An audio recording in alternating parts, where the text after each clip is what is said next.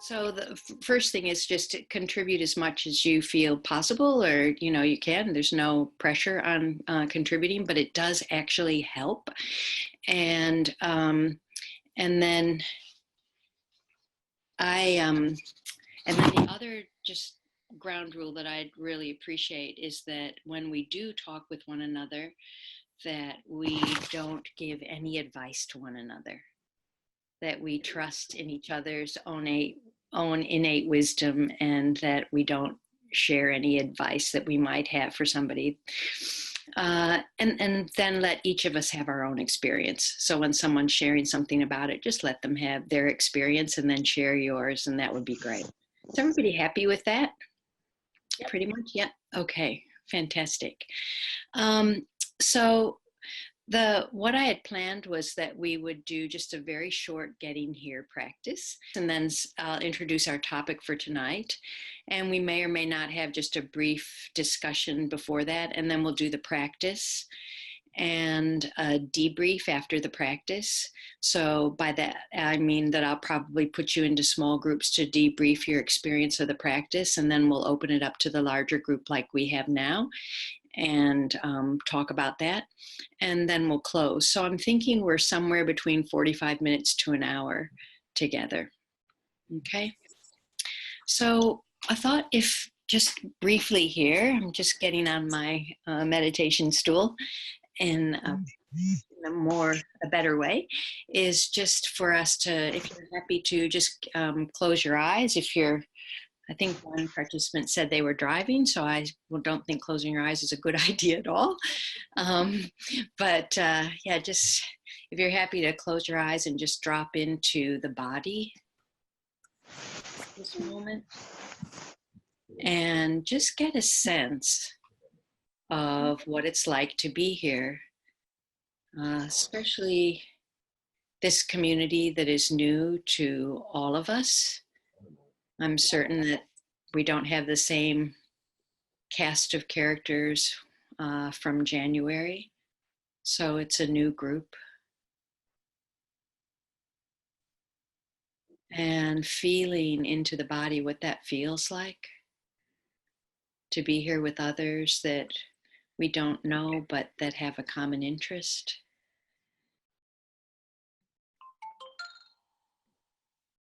And also knowing what's gone before today, all throughout the day, and how it and what it took to get here. And then just resting in the breath for a moment or two.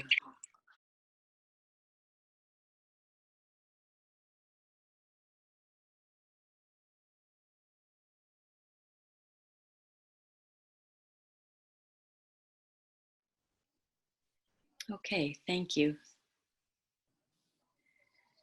So tonight, I'm not usually used to this form. So about a month ago, I had to tell Carolyn what the topic was. So I just said, oh, I don't know, keep it simple and easy.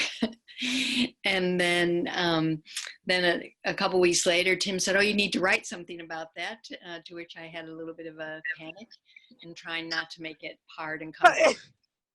And then thought, really what I'm interested, or what I'm thinking about when I'm saying keep it simple and easy, is that often we come to the practice with either some kind of expectation, or possibly sometimes for those of us who have a fairly regular practice, there may be on some days, oh, I have got to do this. So there's a sort of a to-do list duty, and other days it might be coming with real joy, and then sometimes just with a sense of dread. So I just thought, sometimes we make things more complicated than we need to.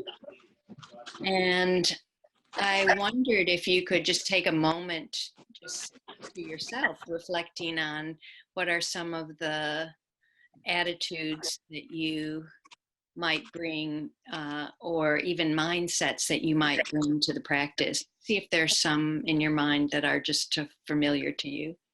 I often come to the practice and I'm maybe even just a little bit sleepy-headed and haven't really thought about what it is that I might want to bring to the practice. So in the MBSR class, you may have experimented or played with some of the attitudes that John Kabat-Zinn has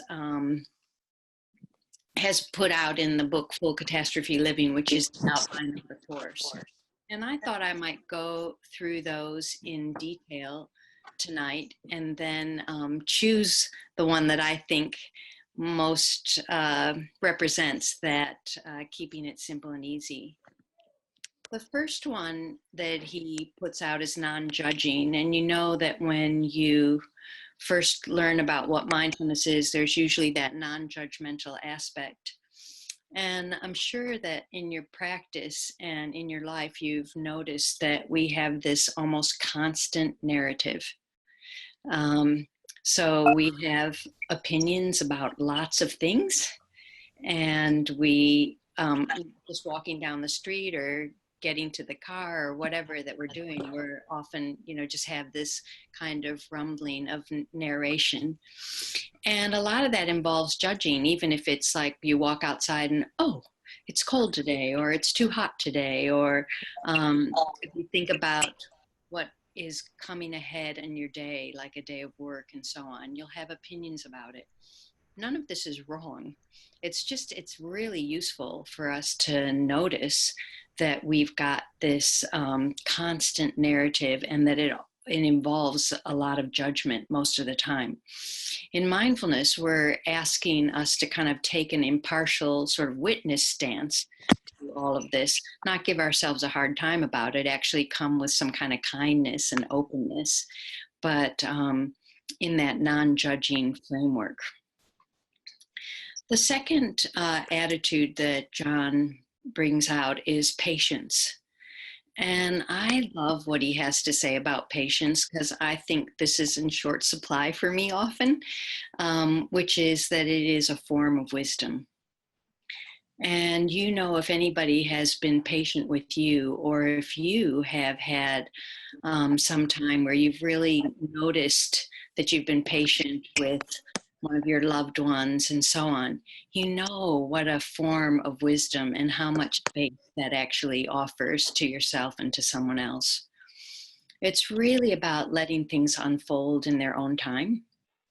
And this can be really tricky, especially if you think you know how you want things to go. And often we do have opinions about how we want things to go. So, so we're trying to give some room to have the experiences that we're having because they're there anyway, and not rushing through to better moments. We don't have to fill up our lives with activities just to make it better. And we're certainly, if we live by that and say, well, I don't have to fill it up, we're certainly going against the natural grain of what life is like today. The third one he has is beginner's mind. And I was thinking about this, how it's so easy for young children to have beginner's mind, and how the word again, like, oh no, not that again, or not at this time of year if you've got a garden, not zucchini again, all that kind of stuff. The word again is a saboteur of the present moment. And I was thinking about it years ago. My husband and I were traveling with our daughter, who was 4 years old at the time, and we went into a hotel room that to us was fairly grim. And the first thing our daughter said was, look, they have a bathroom. And I just thought, that's so beginner's mind. We're here, we're looking like, oh, it's not exactly what we want, but, just that sort of delight and newness that you take. The other day, I saw a card that said, everything is a once in a lifetime experience. And I like that. I like that holding on to, or, holding that idea in our minds. So we're trying to see things with fresh eyes and open us to new possibilities. The fourth one that he mentions is trust.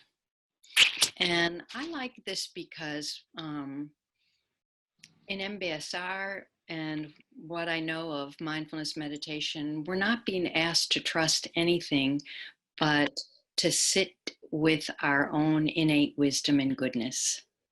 And so many of us have been raised or have had experiences in our lives where tapping into our innate wisdom and goodness has not felt trustworthy. And so bringing this attitude of when I sit, I'll be tapping into that is a really helpful thing to do.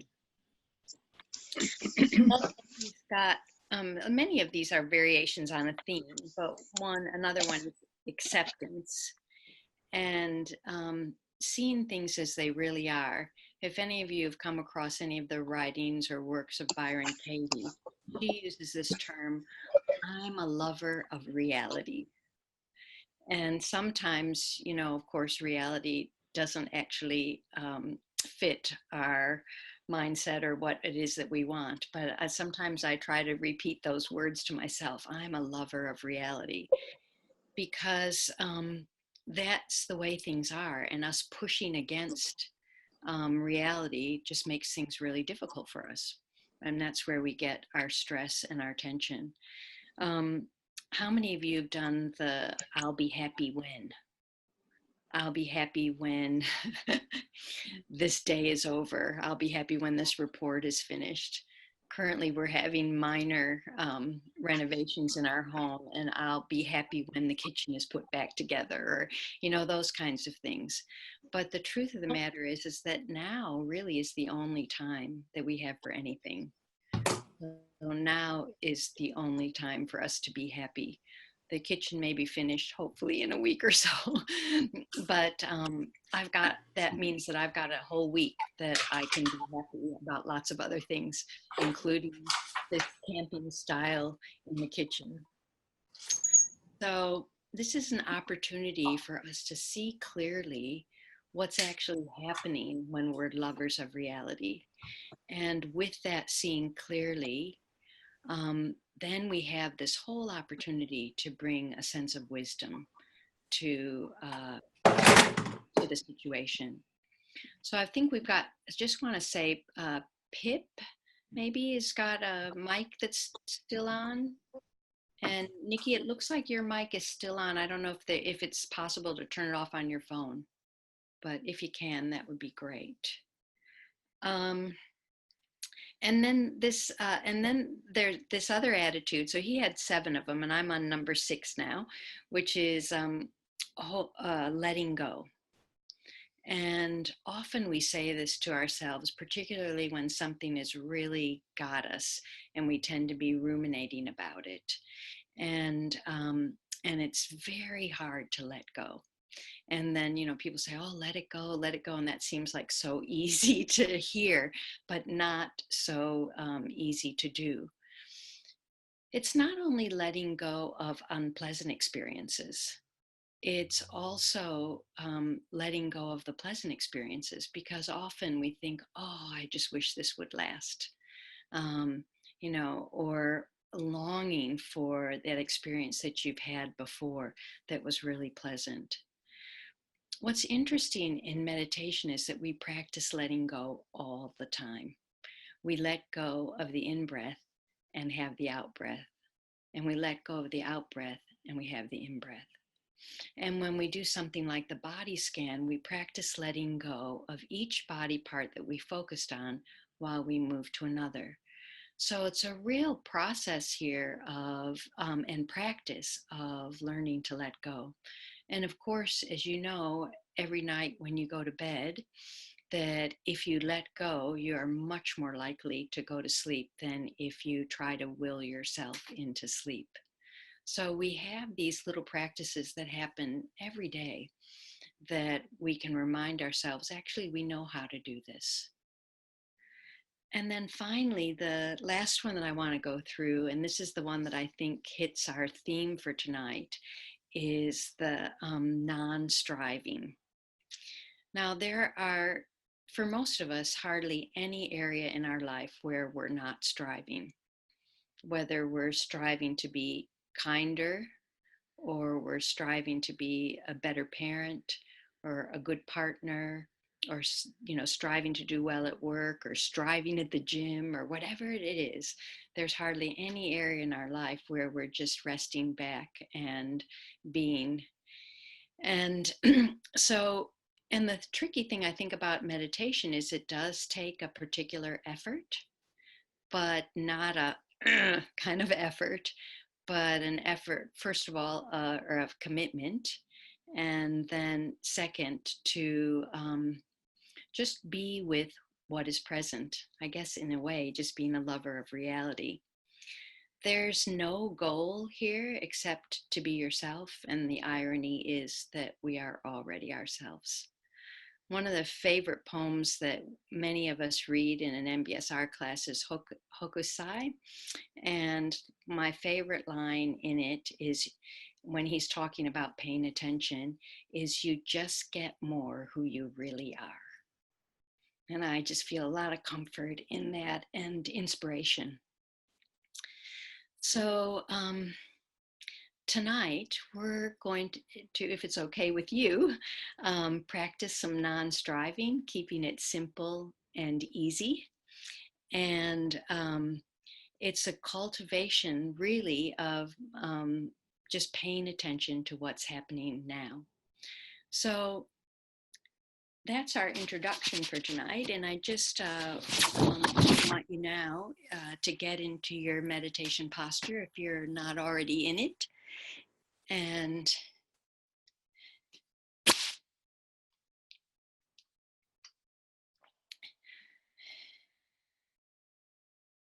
we'll just set up the body with ease, because that's what we're focusing on here, is keeping things simple and easy.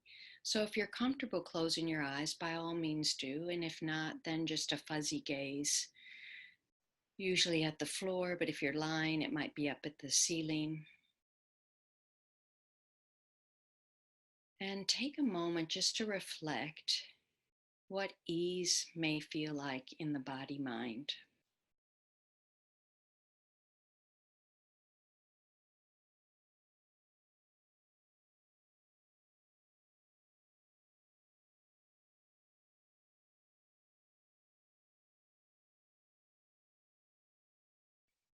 Maybe for you, that's a visualization of some kind of place where you feel ease.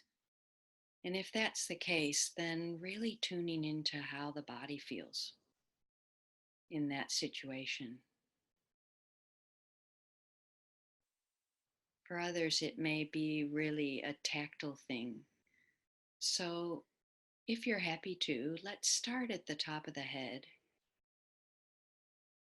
and feel a sense of ease in the eyes and the forehead. Just inviting ease.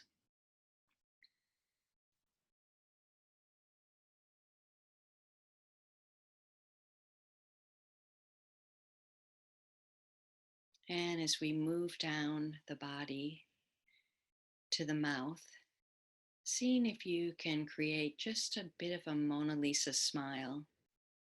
This smile actually lets our central nervous system know that things are okay and invites ease.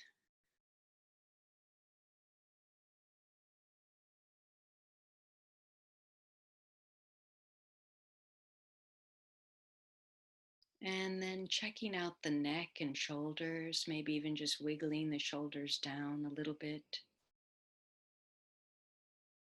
Perhaps imagining that the breath can penetrate this area, and on the out breath, feel some ease.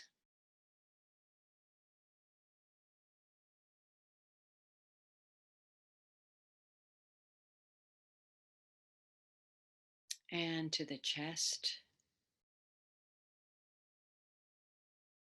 You may be able to feel the beating of your heart, just penetrating this area with the breath and allowing the out breath to really offer ease.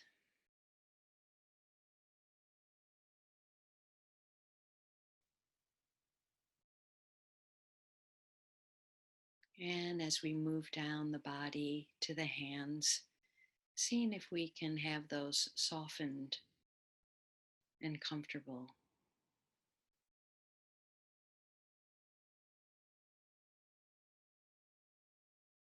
And then, whatever surface you're on, whether it's so you can feel the buttocks, it's on a stool or a chair, or if you're lying down and feeling the back body against the surface, seeing if you can allow the thighs and the calves, the shins, and the feet just to soften and feel ease in the body.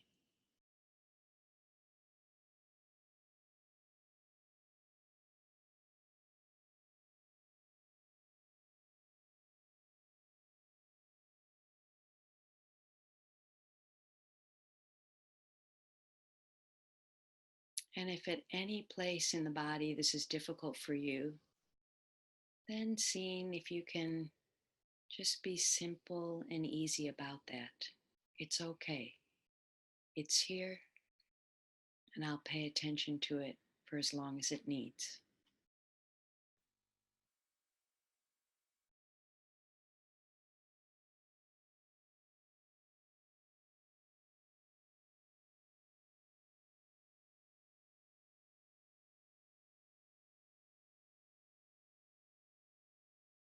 And now the invitation is to choose an object of attention, whether that be breath or sound or body sensations, and just gently, lightly place your attention here.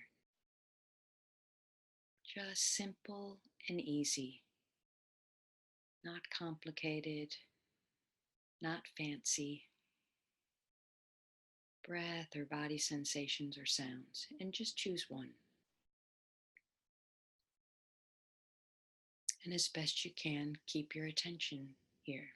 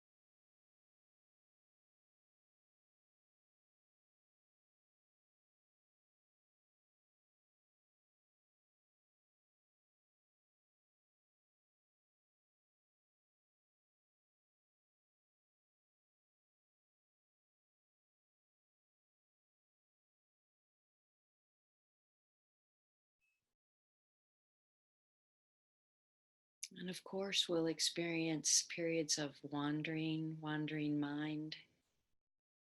No big deal. Just with kindness and ease, bring your attention back to your chosen object.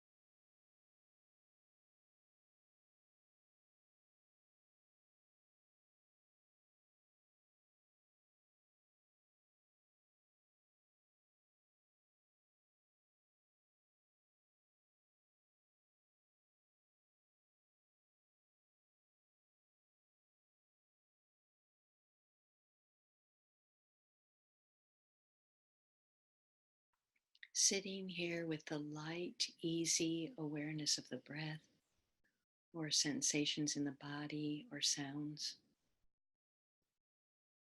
not making it difficult, not striving too hard to concentrate, just resting back with the breath or the body or sound.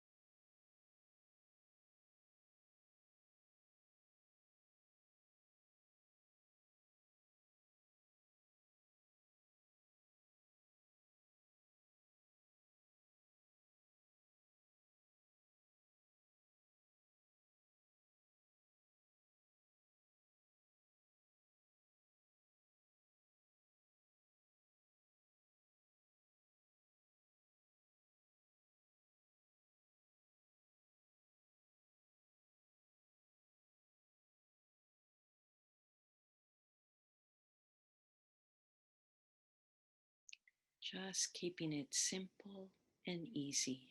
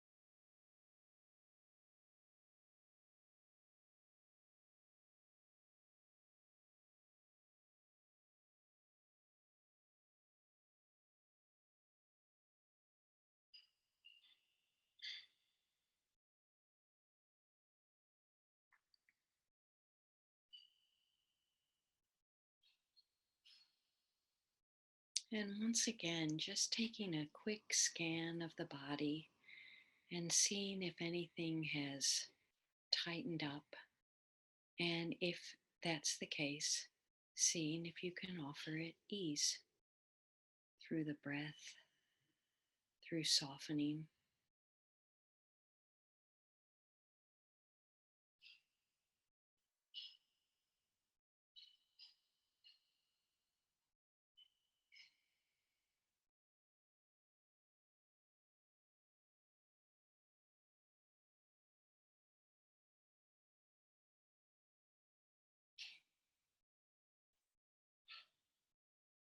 And now, if you care to, you can shift the object of your attention to include the space around you,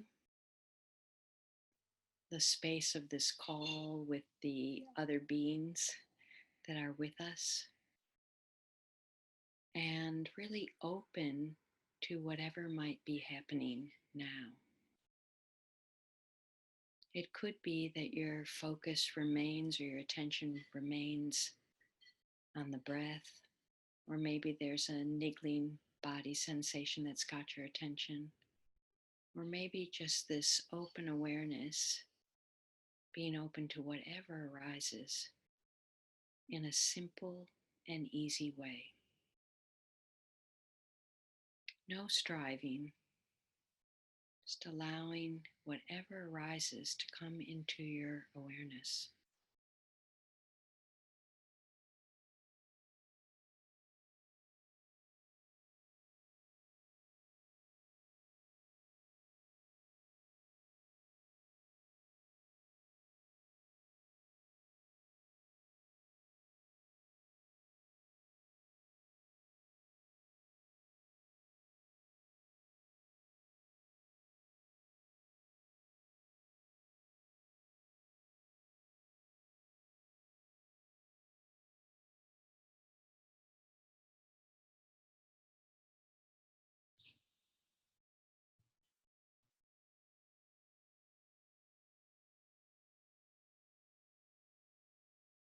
There may be a contrast for you between the concentrated, simple and easy, and this very open, simple and easy.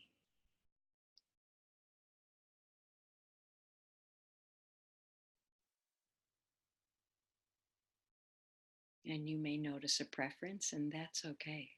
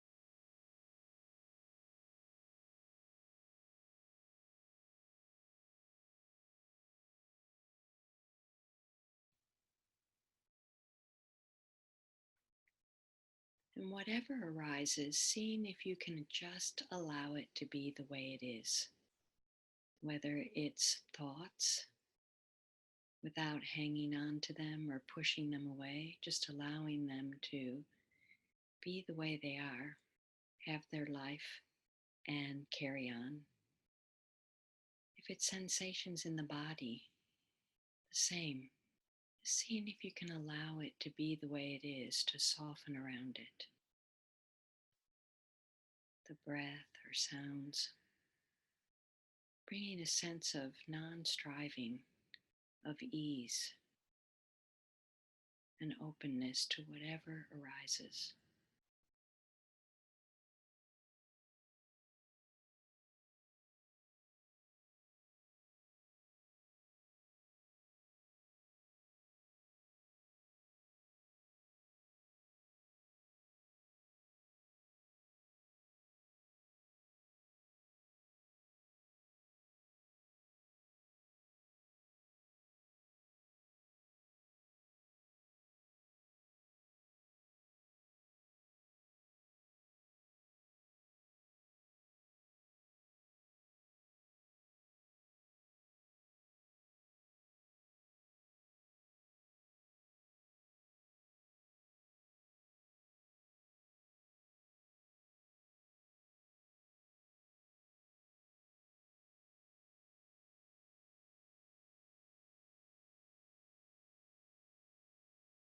In a moment or two, we'll close this practice. So you may want to go back to your original object of attention, or you may want to stay in this open space, just giving you an opportunity to choose and bring a sense of simplicity and ease to whatever you choose.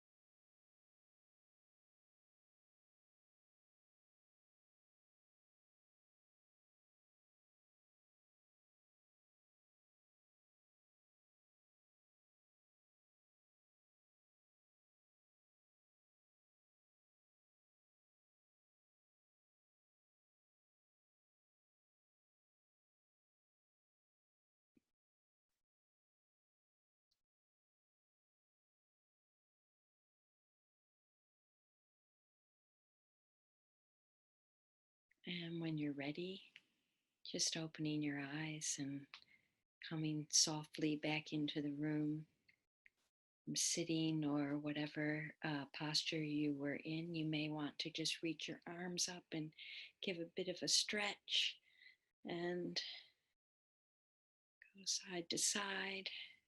Put your arms in the back and stretch out the chest. And in the front. And then we'll come back together.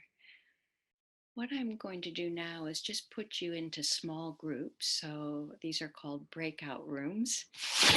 And what I'd like you to do is just talk about what that was like for you. Were you able to offer yourself some ease in the practice?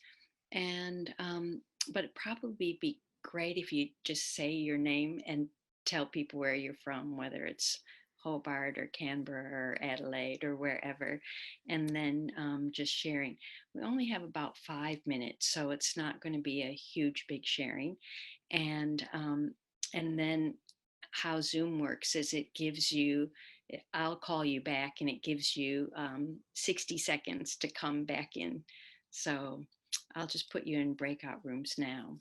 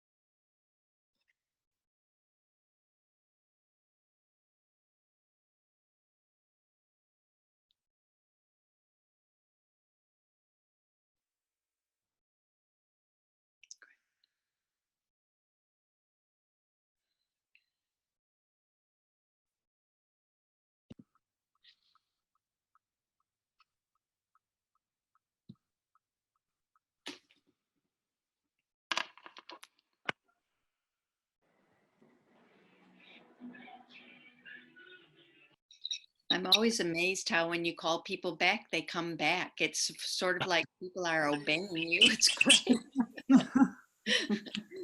Doesn't always happen that way at home. Lovely to see everybody. Now, I guess we'll have a little bit of a discussion. I think there's maybe a room or two that has not come back. Yeah, two rooms that haven't come back yet, and they had a minute, so we'll give them the minute. Any comments about what that was like to offer the body and mind some ease, so that non-striving? We only have a few minutes before we close tonight, but does anybody have a comment they'd like to make? It was very relaxing. Hi, Pamela. Anne here from Hobart. Hi, Anne. Nice to see you. Yeah, nice to see you again. It was lovely. I was saying to the lady I was in my room with, I haven't meditated for a while, so it was a nice way to get back into it. And yeah, it was lovely. Very relaxing. Oh, great. Thank you. You're welcome. Yeah, Lynn, you turn your mic on. Go. Yeah. I enjoyed the image of the Mona Lisa smile, which is something I'll take away with me, because yeah, I've done meditation where you try the smile, but yeah, I just think it's that very calm and gentle smile. So yeah, thank you for that. Nice to know that just gives a message to our central nervous system. That things are okay. Yeah, beautiful. Anybody else? I just enjoyed, I don't know if you can hear me. Okay, it's Nikki. Okay, I'm trying. Oh yeah, hi Nikki. I'm just trying to look at all my squares, my Brady Bunch here. Yes, I don't know how many squares you've got on there to look at.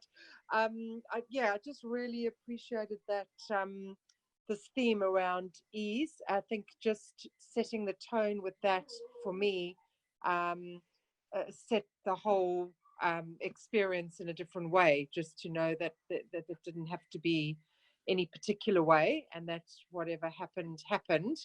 But yeah, you kind of set that intention, and that was really helpful. Yeah. And just meeting our experience with a little bit of softness, Yes. Just really helps us, I think, because not our experience isn't always what we'd like. I don't know if you've noticed it in life, but I certainly have. Yeah, but if we can with a little ease and softness, isn't that, an interesting way to go? Yeah. It really is. It really is a kindness to oneself to do that. Yeah. Anybody else before we close? Pamela, this is Carleen. David was in our group and couldn't get his mic to work, but he's written something in the chat. Okay. So David says, I did enjoy getting back into the meditation practice, and I'd like to do more with MBSR. So I'll just take a moment for a brief commercial, which is Catalyst on Tuesday night. Featured Tim and an 8-week course. So it's a great way to either, if you've done MBSR, to kind of refresh yourself, but also just to learn a little bit more, and be sure to share it with some friends too. So that's on ABC, or you can catch it on iView afterwards. When tonight? No, that's Tuesday night, the 19th. Oh, the 19th. Okay, let's write that down. All right. Just one last comment before we close. I've got a little poem, as we always do. I can add that I haven't practiced for ages, and it's great to have this, because I've moved out of Sydney, have this opportunity and to have community, and that I picked up my stool and moved off my stool halfway through and then fell asleep. So, the stool I wasn't comfortable in the stool, and when you said, make it easy, I made it so easy that I fell asleep. Yeah. And the body actually takes what it needs, and so, and then be simple and easy about that too. Yeah. Thank you. Yeah. And it's a bewitching hour. To tell you the truth, I had to have a nap before I did this so that I could stay awake for it. So, all right.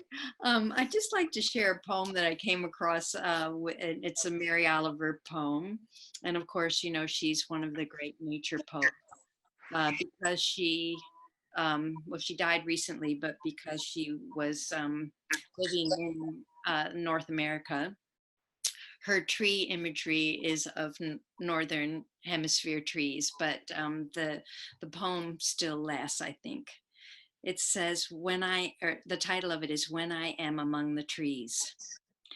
When I am among the trees, especially the willows and the honey locusts, equally the beech, the oaks, and the pine, they give off such hints of gladness. I would almost say they save me, and daily.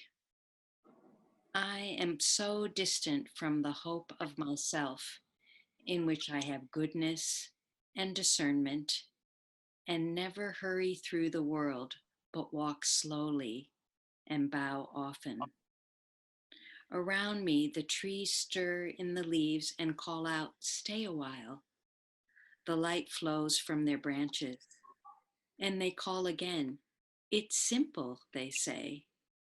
You too have come into the world to do this, to go easy, to be filled with light, and to shine. Beautiful. Yeah. So, dear ones, thank you very much. That was lovely to have you, and go well. Thank you. Thanks, Pamela.